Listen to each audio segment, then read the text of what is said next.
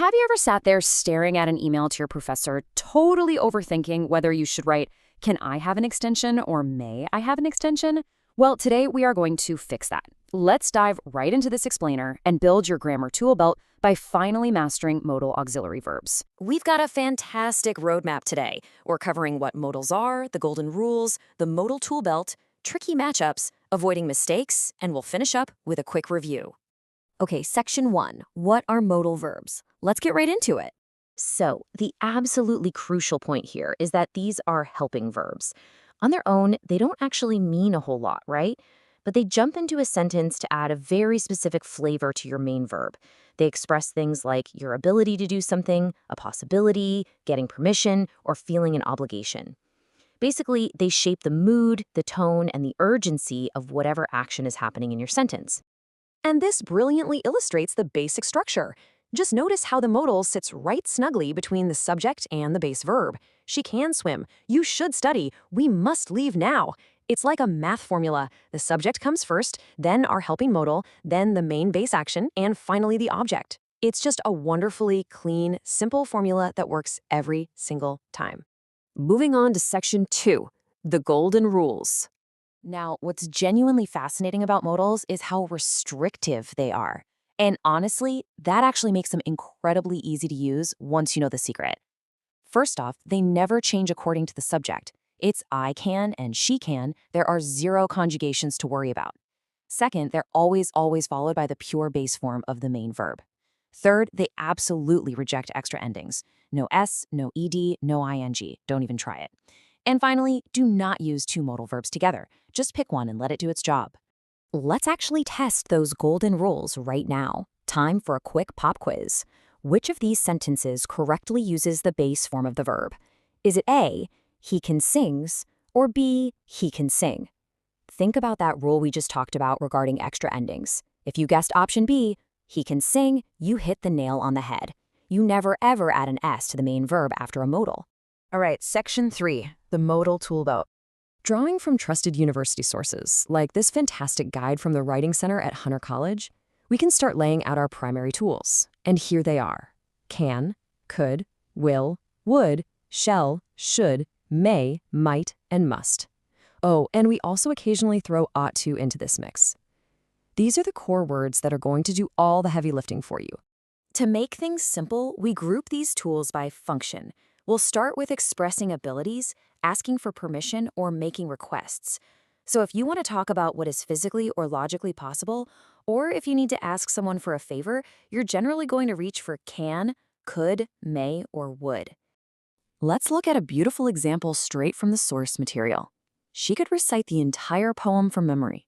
In this case, could perfectly expresses a general ability that someone possessed in the past. It wasn't just a one-off thing. She had the ongoing ability, that learned skill to do it whenever she wanted. Now, on the flip side of that, we use a completely different set of modals when we need to give advice, lay down a strict rule, or talk about the future. For these heavier jobs, you want must, should, ought to, will, and shall. Must shows a strict duty. Should offers a helpful recommendation, and will allows you to make a solid prediction about what's coming next. Which brings us to section 4, tricky modal matchups. The classic classroom question. Can I use your phone versus may I use your phone?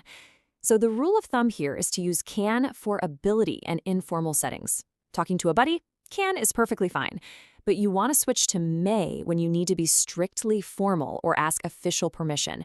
May I use your phone is what you say to a stranger or maybe your boss. Next up, we have must versus should. And here is a critical distinction that you really need to memorize. Must is a non-negotiable rule. It's a strict necessity.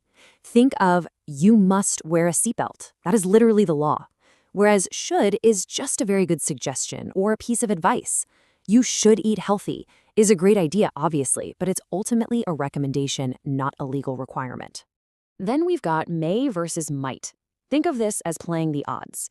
If you check the weather and the clouds are dark and heavy right above you, use may because it indicates a greater, highly realistic possibility. It may rain today. But if the sky is totally clear and it's just a wild, slight guess about the future, might is your better tool. It might rain tomorrow. Finally, will versus would. Will locks in a realistic future condition, an intention, or a total certainty. I will help you. That is a solid, factual promise. Would, on the other hand, softens a request or talks about an entirely imaginary scenario. Would you help me? Is polite and soft. Or think about this. If I won the lottery, I would give you $1,000,000. That is a completely imagined condition. Let's move on to section 5, avoiding common mistakes. Creating the negative form of a modal is generally super easy. You literally just add the word not after it. But as we look at the contractions, they can look a little unusual and they often trip people up. Cannot becomes can't.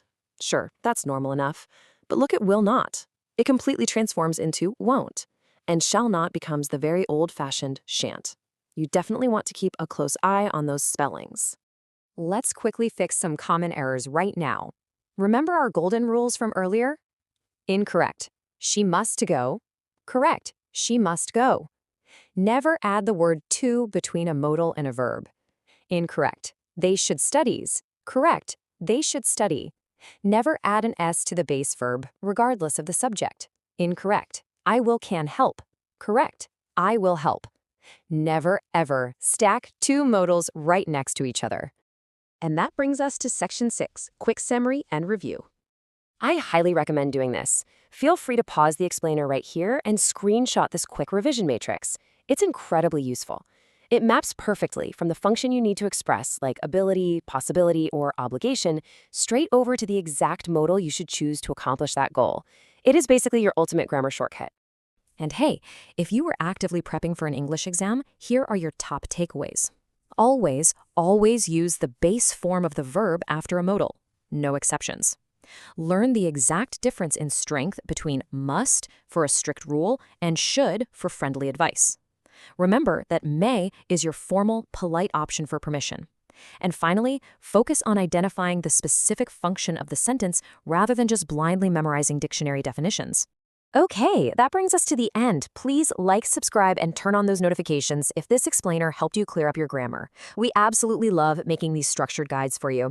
And before you go, I want you to leave a comment below letting us know if you must follow one grammar rule today, which should it be? Get creative with those modals down in the comments. Thanks for joining us, and I'll see you in the next one.